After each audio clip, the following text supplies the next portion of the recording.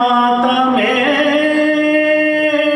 شبیر میں اٹھتے گئے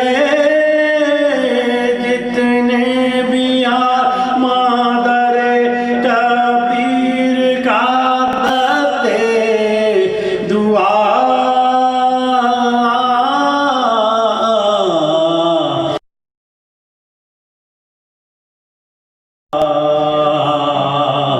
لو دارو مر صلاة اللہ صلی اللہ محمد وآل محمد وجل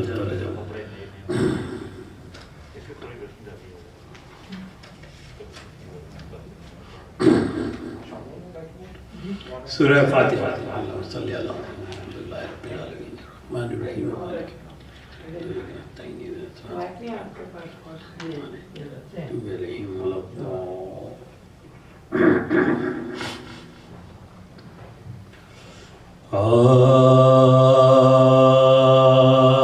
شین جب چاند محرم کا سفر میں دیکھا شین جب چاند محرم کا سفر میں دیکھا میں در قتل رقم ستر میں دیکھا جبین فلک ظلم تیر میں دیکھا موت کو لوٹ مچاتے ہوئے گھر میں دیکھا موت کو لوٹ مچاتے ہوئے گھر میں دیکھا سرخی خون شفق قلب کو بربانے لگی اور شام عاشور کی تصویر نظر آنے لگی شام عاشور کی تصویر نظر آنے لگی اور اسب کو روک کے پڑھنے لگے رویت کی دعا زندگی بھر سے نرالی تھی یہ حضرت کی دعا وسعت رزق کا مفہوم نہ کی دعا اور حق کی عرض میں کرتا ہوں شہادت کی دعا حق کی عرض میں کرتا ہوں شہادت کی دعا اور صبر وہ بخش کے تاروز جزا دھوم رہے اور حشر تک نام میرا سید مظلوم رہے حشر تک نام میرا سید مظلوم رہے قتل ہو جب میرا لشکر نہ جلا آئے مجھے اور سب عزیزوں کے کٹے سر نہ جلا آئے مجھے اور خون میں ڈوبے علی اکبر نہ جلا آئے مجھے اور تڑپے ہاتھوں پہ جو اصغر نہ جلا آئے مجھے تڑپے ہاتھوں پہ جو اصغر نہ جلائے مجھے پھول مرجھائے میرا شکر بجا لاؤں میں اور آپ ننھی سی لاز کھود کے دفناؤں میں آپ ننھی سی لاز کھود کے دفناؤں ارے نکلے ارماں جو زباں پیاس سے باہر نکلے اور سامنے آنکھوں کے جانے علی اکبر نکلے پر گلا منہ سے خالق اکبر نکلے ارے تاملو دل کو جو بہن گرتے تڑپ کر نکلے تاملو دل جو بہن گرتے تڑپ کر نکلے اور جو ستائے نہ ڈراؤں نہ سزا دوں ان کو ارے داغ پر داغ وہ دے اور میں دعا دوں ان کو داغ پر داغ وہ دے اور میں دعا دوں ان کو شین جب چاند صلی اللہ علیہ محمد علیہ وسلم صلی اللہ علیہ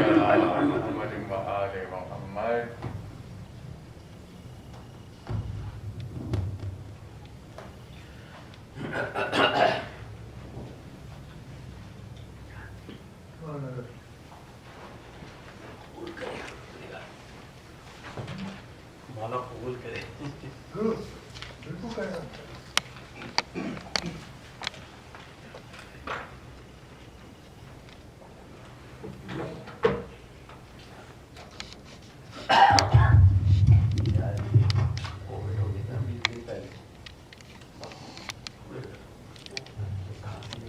السلام علیکم. وعلیکم السلام. سب سے پہلے ریکویسٹ ہے آپ سے ایک سورہ فاتحہ کی انکلوڈ کر لیں. اس میں جو نام ہمارے یادگاری بورڈ پہ ہیں جو کہ یادگاری بورڈ یہاں شفٹ ہو گیا اپنے مرحومین کے تمام شہداء کے اور پرٹیکولرلی جن فیملیز نے آج کی مجلس اسپانسر کی ہے ان کے مرحومین کے ایک سورہ فاتحہ.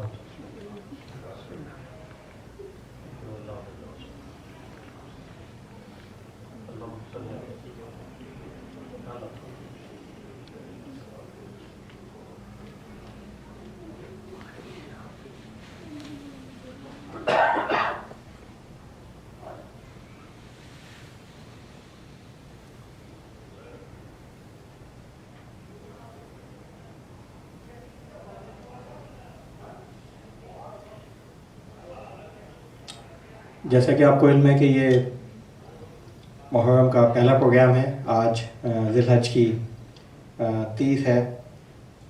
دیٹ مین کہ لاسٹ ڈے آف دا ذی الحج اور چاندات بھی آپ کہہ سکتے ہیں کہ محرم کے حساب سے. تو آج کا پروگرام استقبال محرم کے ریفرنس سے ہوگا اور یہ پروگرام کنٹینیو رہے گا سوئم شہداء کربلا تک جو کہ ٹیوزڈے کو انشاءاللہ 12th آف محرم اور 10th آف اگست ہوگی.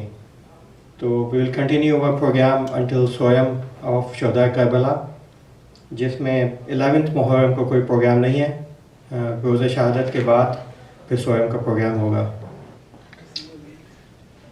ہمارے ساتھ موجود ہیں اس دفعہ پھر ہماری خوش قسمتی ہے کہ ہمارے ساتھ ڈاکٹر سید ناصر زیدی صاحب وینکوور سے تشریف لائے ہیں. انہوں نے ہماری ریکویسٹ ایکسیپٹ کی. آپ بہت سارے لوگ ڈاکٹر صاحب کو جانتے ہیں, کوئی نئے نہیں ہیں, لیکن میں مختصراً آپ کو ڈاکٹر صاحب کی انٹروڈکشن صرف بہت لمبی ہے ویسے تو, لیکن میں آپ کو 2-3 پوائنٹ صرف دینا چاہوں گا تاکہ جو لوگ نئے ہیں ان کو تھوڑا سا بیک گراؤنڈ ہو جائے. مولانا ڈاکٹر سید ناصر زیدی صاحب نے گریجویٹ کیا حوزہ علمیہ قم سے. 84 سے لے کے 96 تک وہ ایان میں تھے، جس میں وہ پارٹ رہے درس خارج کا، اصول کا، اور اس کے ساتھ ساتھ انہوں نے PhD کی اسلامک فلاسفی اینڈ تھیولوجی میں فرام یونیورسٹی آف تہران سے. اس کے بعد ان کی بے شمار ایجوکیشن ہے پھر کینیڈا میں. Previously he has been assistant professor in Pakistan, اور اس کے ساتھ ساتھ وزٹنگ پروفیسر بون جرمنی میں بھی رہ چکے ہیں. کرنٹلی وہ ریزیڈنٹ عالم ہیں فاطمیہ سوسائٹی کے ونکوور میں. یہ بہت ہی مختصر سا تعارف ہے، اگر میں نے کیا تو شاید میں ہی مجلس پڑھنے لگوں. اینی اس سے پہلے کہ میں زیادہ بڑھوں تو مولانا کو میں دعوت دوں گا کہ آپ کی بآواز بلند صلوات کے ساتھ کہ مولانا تشریف لائیں، مجلس سے خطاب فرمائیں. مولانا کی صحت و سلامتی کے لیے بلند تر صلوات.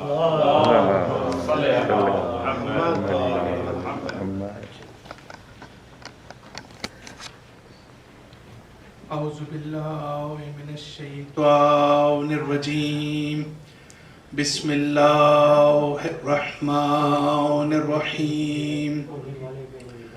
الحمد للہ رب العالمین، والصلاة والسلام علی سید الانبیاء والمرسلین ومولانا ابی القاسم محمد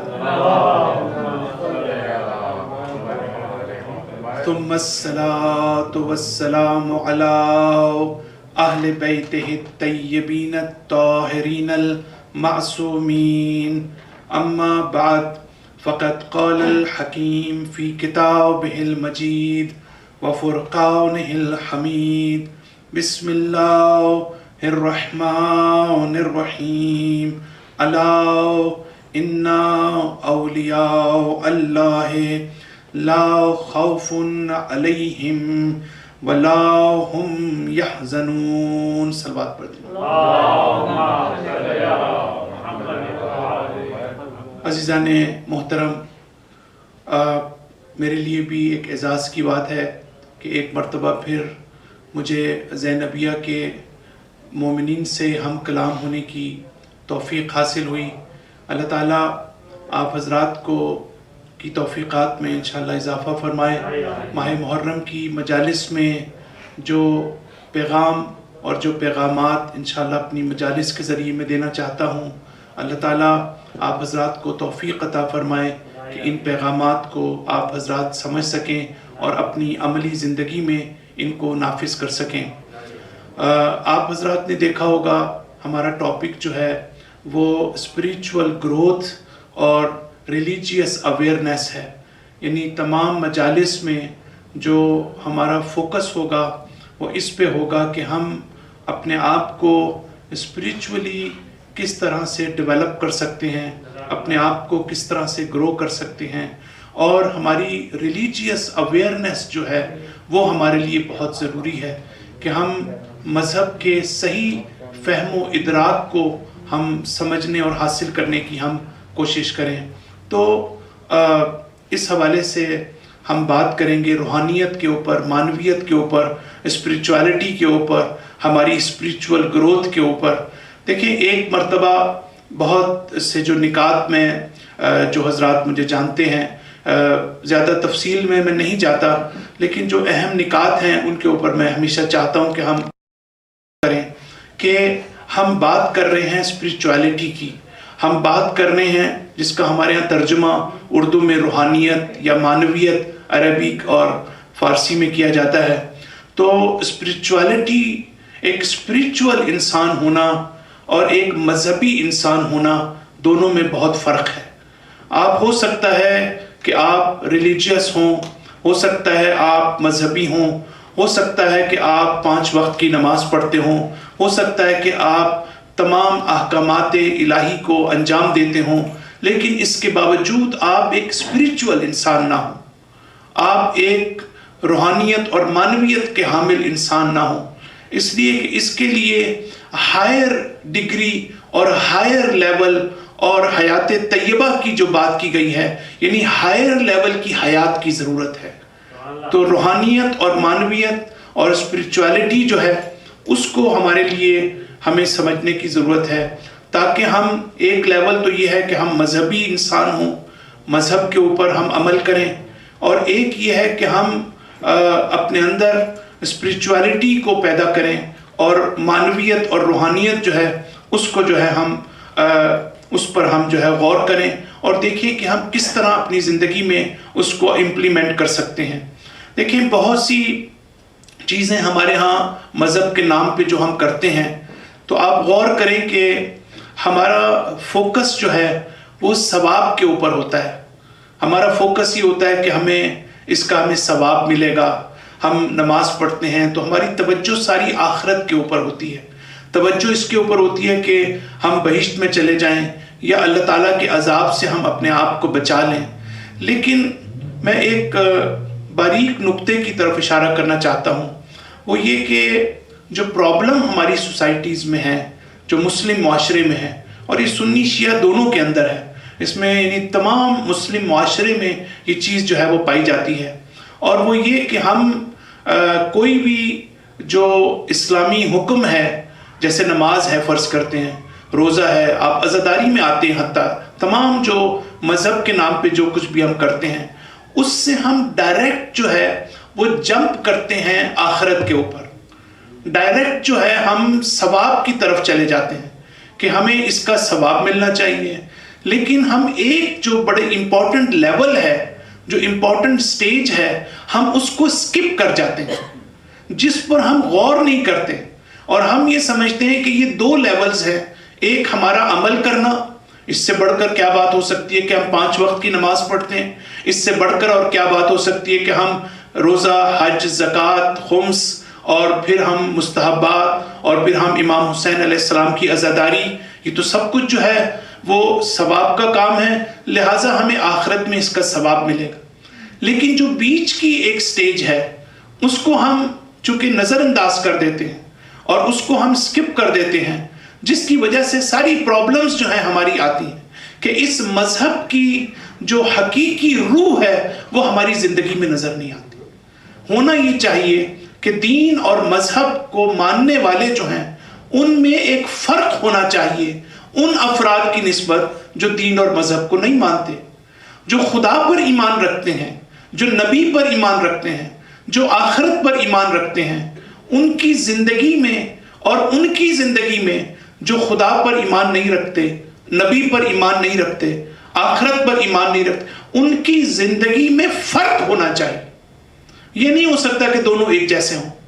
جبکہ ہم برعکس دیکھتے ہیں کہ جو مسلم نہیں ہیں ان وہ زیادہ ٹروتھ فل ہیں، وہ زیادہ ٹرسٹ وردی ہیں، اور جو مسلم ہیں ان کے اوپر آپ کم اعتماد کرتے ہیں، ان کے اوپر آپ کم ٹرسٹ کرتے ہیں، ان کے اندر ٹروتھ فلنس کم ہے، اور پھر جو ہے اور دوسری اخلاقی مشکلات.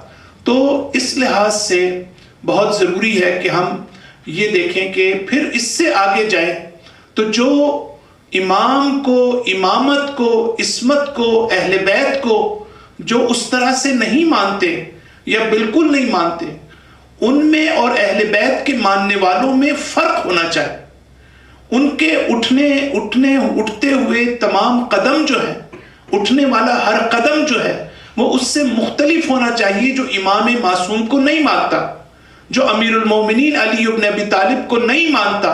اس میں اور علی کو ماننے والے میں ایک فرق ہونا چاہیے.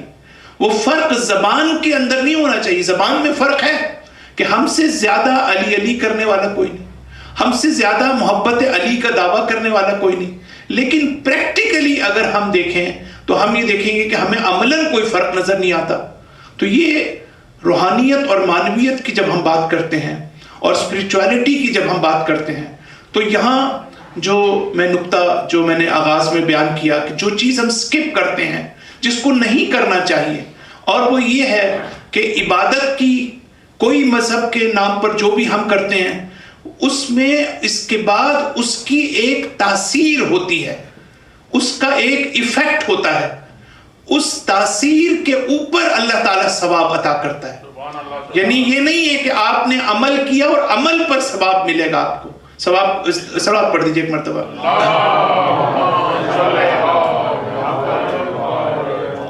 दीगर बलंदतर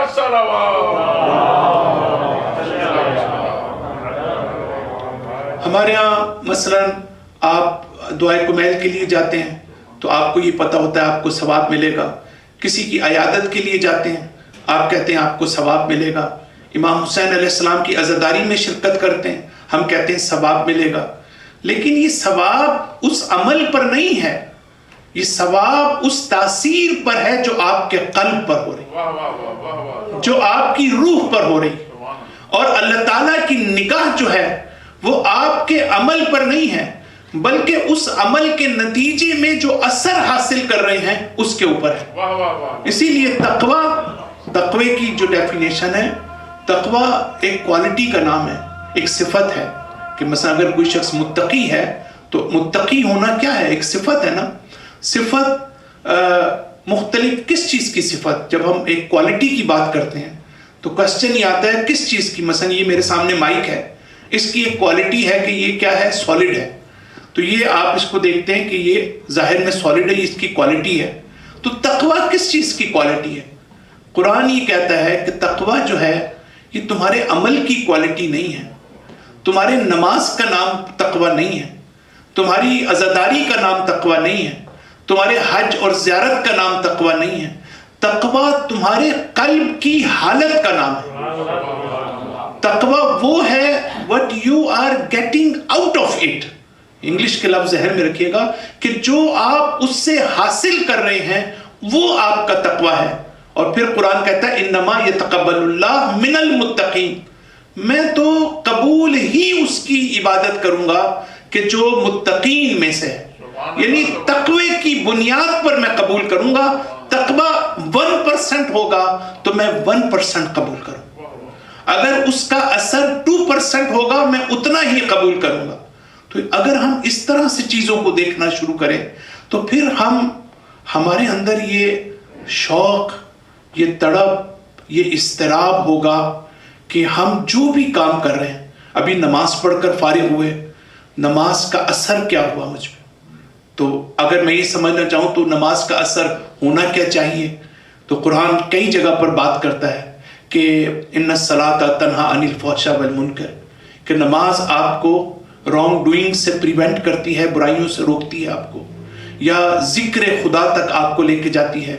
कि कुरान कहता है कि जो है वो तुम नमाज पढ़ो ताकि तुम मेरे जिक्र तक जो है वो पहुंच सको।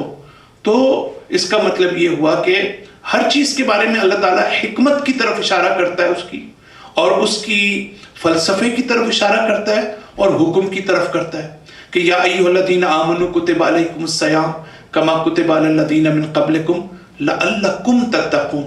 ये जो दूसरा हिस्सा है ये तासीर से इसका ताल्लुक है कि रोज़ा इसलिए कि इसका असर हो कि शायद तुम मुत्तकी और परहेजगार हो जाओ।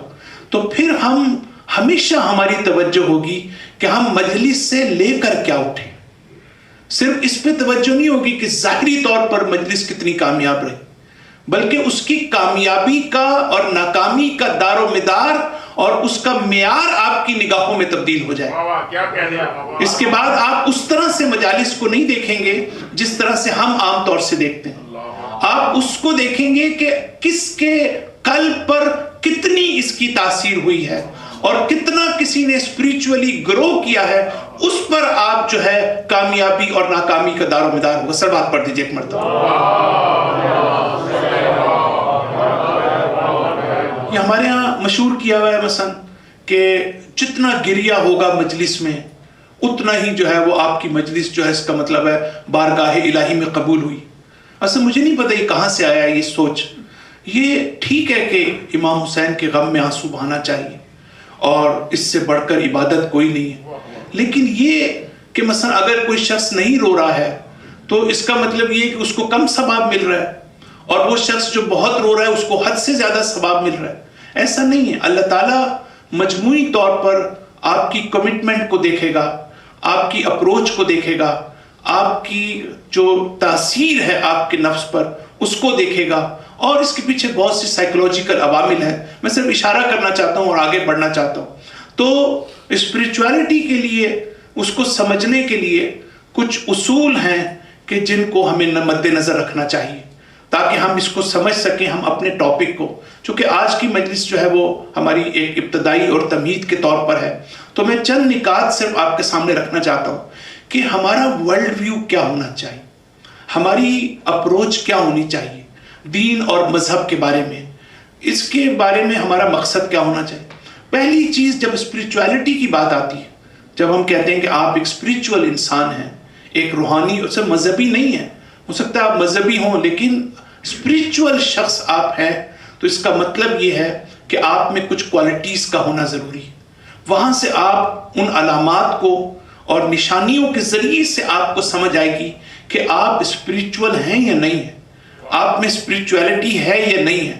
جو ڈاکٹرز ہیں یہ جو نشانیوں کو، علامات کو، سمٹمز کو دیکھ کر بتاتے ہیں کہ بیماری کیا ہے، کہ اسی سے ہمیں پتہ چلتا ہے کہ مشکل سمٹمز بڑے امپورٹنٹ ہوتے ہیں. اگر اخلاقی لحاظ سے بھی ہم دیکھیں کہ اگر فرض کریں کہ مجھے یہی نہیں پتا کہ میرے اندر ایروگنس ہے یا نہیں ہے، کبھی انسان کو نہیں پتا چلتا کہ میرے اندر برائیاں کیا ہیں، اور اس کی بھی وجہ یہ کہ ہم اپنے سے دور ہو چکے ہیں. ہم جو ہے اپنے سیلف اویئرنیس جو ہے اس کے اوپر ہماری توجہ کم ہے، ہم ایکسٹرنل ورلڈ میں زیادہ انگیج ہو چکے ہیں. تو اس حوالے سے ہمارے لیے بہت ضروری ہے کہ ہم یہ دیکھیں کہ آیا یہ کوالٹیز ہم میں ہیں، یہ علامات ہیں. پہلی چیز، کیوں ہمیں ایک اسپریچول انسان ہونا چاہیے؟ اس لیے کہ اطمینان قلب ہماری زندگی میں اہم ترین مقصد ہے جو قرآن و سنت میں بیان کیا گیا ہے.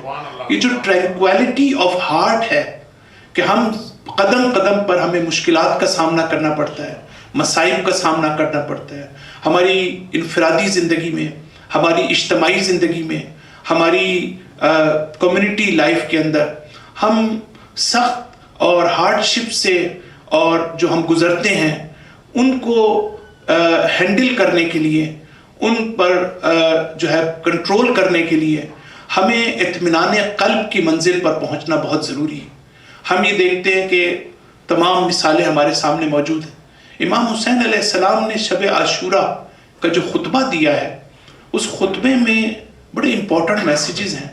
اس میں ایک میسیج بالکل یہی والا ہے کہ امام حسین یہ فرماتے ہیں کہ پروردگارہ، ایک وقت تھا جو میری خوشی کے ایام تھے، جس میں میرے جد بزرگوار زندہ تھے، موجود تھے، میری والدہ گرامی موجود تھی، مادر گرامی تھیں، میرے بابا موجود تھے، میری خوشی کے ایام تھے. اور آج پروردگارہ میں اس وقت بھی جس طرح تجھے یاد کرتا تھا، پروردگارہ اس وقت بھی جس طرح سے میں عشق و محبت کے ساتھ تیری عبادت کرتا تھا، پروردگارہ آج جب ساری دنیا کا غم مجھ پر آن پڑا ہے تو تب بھی میں آج بھی میرے قلب کی کیفیت وہی ہے. میں آج بھی تجھ کو اسی طرح یاد کرتا ہوں جس طرح میں اس وقت یاد کرتا تھا کہ جب میری خوشی کے ایام تھے. تو یہ، اور پھر ہم دیکھتے ہیں کہ حضرت زینب سلام اللہ علیہا اتنے مصائب کے باوجود جو ہے آپ کا جو اپروچ تھی، اور ہمارے اہل بیت جو ہیں وہ مصائب پر شکر ادا کرتے تھے. تو یہ لیول کا مطلب ہے کہ اطمینان قلب. قرآن مجید میں جب یہ بار بار حضرت ابراہیم کی آیت ہم پڑھتے ہیں کہ حضرت ابراہیم علیہ السلام فرماتے ہیں کہ رب ارنی کیف تحیی الموت، پروردگارہ میں چاہتا ہوں کہ دیکھوں تو کس طرح مردوں کو زندہ کرتا ہے. اللہ تعالیٰ نے کہا کہ اولم تؤمن، کہ کیا تم ایمان نہیں لائے، کیا تم اس کو ایمان، تو کیا جواب دیا ابراہیم نے؟ ابراہیم نے کہا کہ لیطمئن قلبی، کہ پروردگارہ ایمان ہے لیکن میرے اندر وہ اطمینان قلب نہیں ہے. تو اطمینان قلب کی منزل جو ہے وہ ہائر لیول کی منزل ہے کہ ہم اس منزل پر اپنے آپ کو کیسے پہنچا سکتے ہیں. اور پھر یا ایتھا النفس المطمئنہ، کہ یہ جو قرآن مجید کی آیت ہے، تو نفس مطمئنہ بھی وہ نفس کا لیول ہے کہ جو انسان کو اطمینان کی منزل پر پہنچاتا ہے. تو ہمارے لیے ضروری ہے کہ ہم اس حوالے سے جو ہے وہ پہلی چیز کہ جو سمجھنے کی ضرورت ہے اسپریچول گروتھ کے اندر، وہ یہ ہے کہ ہم اطمینان قلب کی منزل پر کیسے پہنچ سکتے ہیں. ہم کس طرح سے اپنے آپ کو کمفرٹ پرووائڈ کر سکتے ہیں، ہم کس طرح سے اپنے اضطراب کو، اپنے غصے کو، اپنے سمپٹمز ہیں ان کو ہم کیسے کنٹرول کر سکتے ہیں، اور زندگی کی آنے والی مشکلات کو ہم کس طرح سے ہینڈل کر سکتے ہیں، اس کا تعلق ہے اسپریچوالٹی کے ساتھ، اس کا تعلق ہے اس کے ساتھ۔ اور پھر ہم یہ بھی جاننا ضروری ہے ہمارے لیے کہ جو میں نے شروع میں نقطہ بیان کیا تھا کہ بہت سی چیزیں ایسی ہیں کہ جو اس دنیا میں ہمارے لیے، جس کو ہماری قوت ہونا چاہیے، ہماری توانائی ہونا چاہیے، لیکن وہ ہماری قوت نہیں ہے، وہ ہماری توانائی نہیں ہے۔